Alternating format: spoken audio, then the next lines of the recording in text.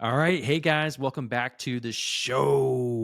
It's me, Ozzy, here with Zach, and we're here to talk about all things business and all things to help you as a business owner really capitalize on when and how, and, really just in general, how to grow your business and how to make it successful. Today, Zach has a really special topic because it keeps coming up, I think.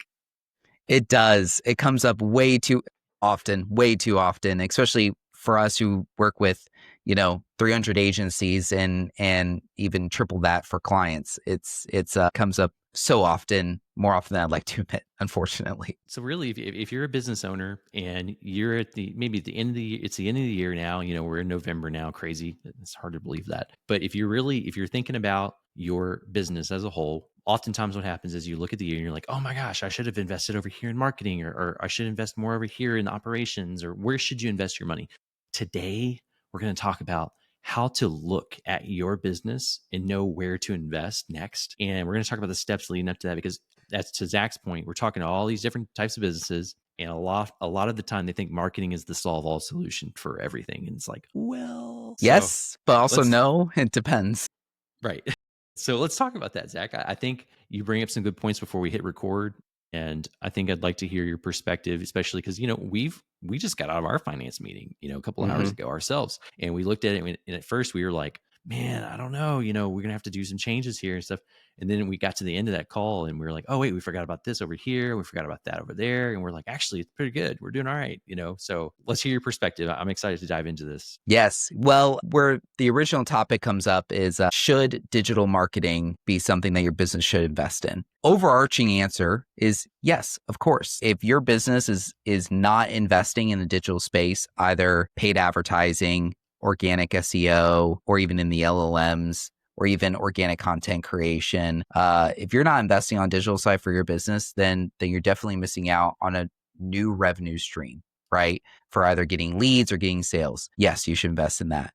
Whatever, that comes with caveats. And these are some of the things I wish business owners knew about digital marketing. If you are a business owner and you're looking ahead at your cash flow and you see that in the next 90 days that cash is going to be tight and you're going to have to start rethinking payroll or pushing out payroll, and that's the place that your business is at, no shame. We've all been there. That you need to be there as an entrepreneur.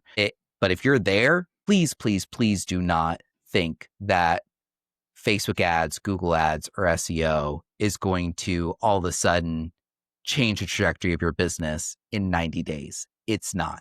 It's not going to. That is too much pressure on creating a new revenue lead source that has never been invested in, that you're not trained in, that you know nothing about, and then you're spending excess dollars to work with marketing agencies or freelancers. You're spending dollars on ad spend for Google or for Meta, and you think it's going to turn around. It's not. And I know that's counterintuitive because we sell a lot of Google ads and Facebook ads and SEO, right? You're trying to talk us out of business here, Zach. What are I you doing? guess. But the problem is that these are long-term strategies that will grow your business from 5 figures to 6 figures to 7 figures to 8 figures to 9. They will, but these are not things that are just going to turn your business around. It's not a lever. On a dime.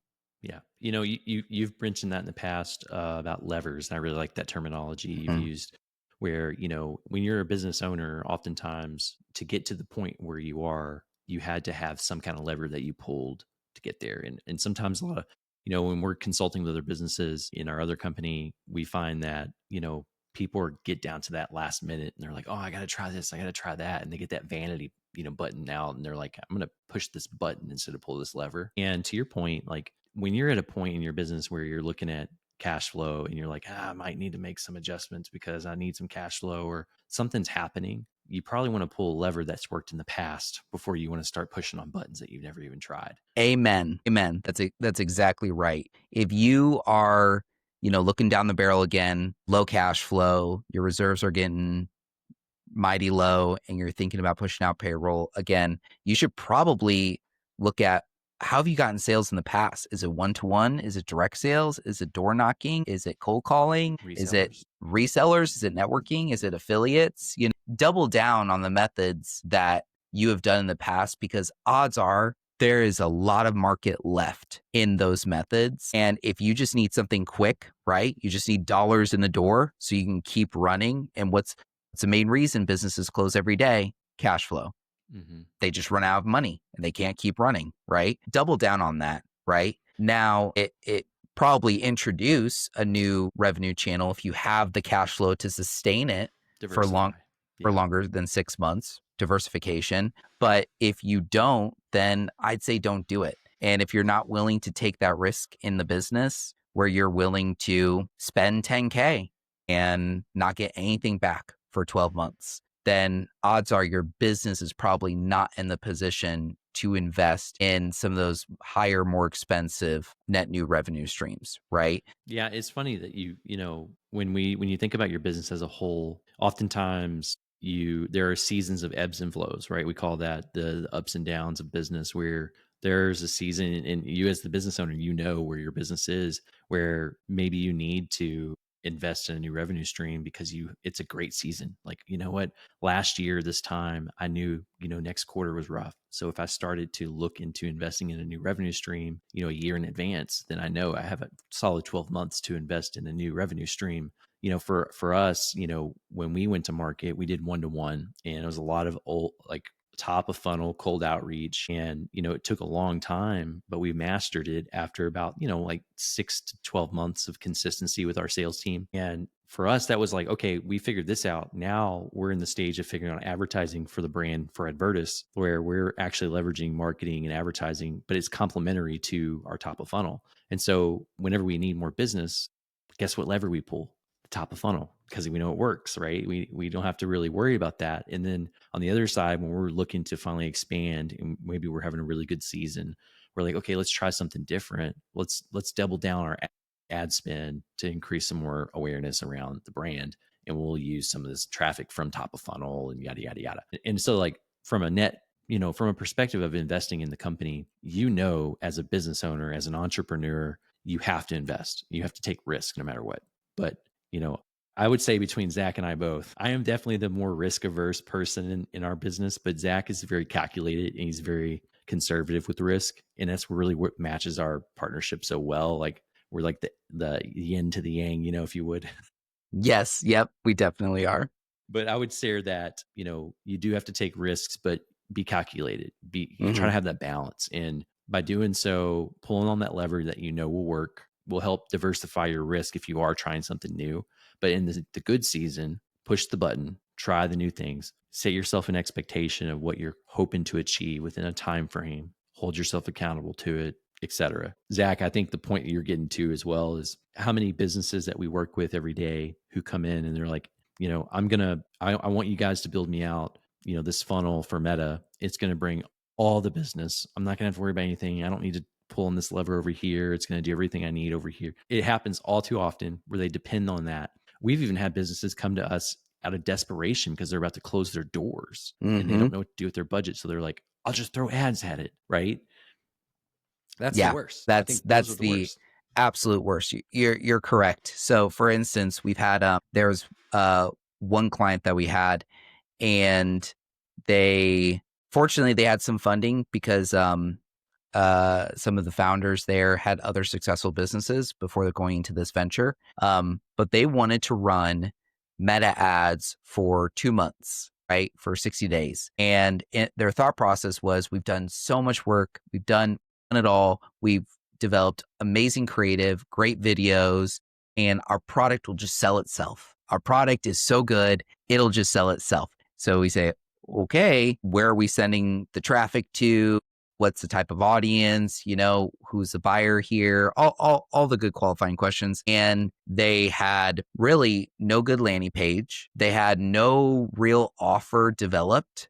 And what they were selling was so high ticket, but they expected to get a high quantity of leads, even though what they were selling was very, very high ticket. And that's so funny to us, because we even say, we believe to be clear is to be kind. So we even said in the beginning, and we're not always right 100% of the time, obviously, but we have a pretty good idea, and we'll let you know if we think something might not be successful. So in the beginning, we said, hey, it's amazing that you have all this creative. I'm very excited that you want to test out the market and you want to see how Meta Ads is working. I also understand that like you guys are operating at a deficit. Just know that Meta Ads is not going to turn anything around. And also I'm kind of concerned that you don't have a landing page or a sales funnel or a follow-up system once you get the leads, right? Or any offers or any hooks. And they said, no, we think it'll be fine. Like, I hear you, but respectfully, no thanks. This will be fine. And it So, wasn't. and it wasn't. We ran it for 60 days. We spent thousands of dollars and found out, maybe we do need a better landing page. Maybe we do need to tighten up our offers. Yeah, I think you guys are right. And it's kind of one of those unfortunate things where I wish business owners realize that when you pay for advertising in this specific scenario, when you pay for advertising, yes, you get your ad in front of your audience's eyeballs. But building a business and selling customers, as we all know, is more than just telling somebody you offer this one service or this one product. It is building trust. It's showing them that this is the best, or showing them it's the cheapest, or showing them it's the fastest. One of those. It's retargeting them, and it's creating enough value or enough hooks or enough free stuff on your website or your landing page. It's a whole balance, right? To get consistent leads in. And that requires testing, and that requires time. And if you want the time to create that funnel, where then it does become this lever that you can just pull, you can just put in $1 and you're going to get $2 back, that takes time. It does. And it's sad because you say that sometimes, and sometimes it feels like they don't believe you or they don't hear you. That's so true. And then you're caught in this awkward position of they're paying, for a service, but you're also trying to be kind and tell them where the holes are in their plan and in their strategy. And I think at the end of the day, honestly, I think people just want like a done for you system. They just want to believe that they can just pay money to something out there and they just get money back. And if it were that easy, everyone would do it. Amen. Yeah, that's true. I think it is true that people want a done for you model in pretty much everything. But, in like our sales team, they typically, because we're partners with so many agencies, our sales team, part of their job is the partner success manager is to essentially go with the partner with their sales team and help educate the client on the services, et cetera. And so what we've always found is as we've built, part of our process is we'll build an audit or a strategy of any account that the agency is wanting us to help them with. Mm-hmm. So we'll look at their client accounts and we'll be like, this needs to happen over here. They'll come to us and they'll say, hey, our client's interested in Google ads. So we'll run an audit, or, if they're already running a campaign, we'll run an audit, or we'll build a strategy based on Google ads for their industry and their market. And then we were like, I don't think this is going to serve them very well. Like, let's look at Meta, let's look at SEO, let's look at everything and see what would actually serve them well based on their industry and perhaps their performance. And a lot of the times it is, our team getting in with their client and educating their client on behalf of our partners of like, this is not a good fit for you. This is why. Look at the data here. And still those owners, they do not, even the director of marketing, once they have their head set on one thing, they're like, doesn't matter what data you give me. Sometimes they just still want to try, which is fine. To your point earlier, if they have the ability to take that risk, there's nothing wrong in trying. I actually encourage it. It's just that when you have a team of experts telling you the data says otherwise, you should probably at least consider that. I know that we've seen that a lot, but even more so when we're working with the partner, what I love, especially working with the agencies, that we actually are able to give them a perspective and allow them to see that perspective before they even talk with the client. And then it's now not just us, but we have like a team of people in that call, just kind of backing that up, which has been super helpful. But I think that the done for you model, every marketer wants is, or owner wants, is a marketer coming to the conversation and saying, do this, and it'll work. And then it works 100% of the time. It just doesn't, Yeah, it can't. And it's funny because those done for you models, they're very enticing. You see them all the time. They're being advertised, they're being pushed, right? But then you go marketing into it. It's good marketing. Exactly. You get into it and you think to yourself, so how are you actually going to bring me, 100 leads a month. Well, we run Meta ads, Google ads, retargeting. We create the landing pages and we own the funnel. And then we just require you to like front the ad spend and you pay for our services. And we make sure that you follow up through this sales. And it's like, oh, wow, that's a lot. I have to do all that. And it's like, yeah, if you want this to work.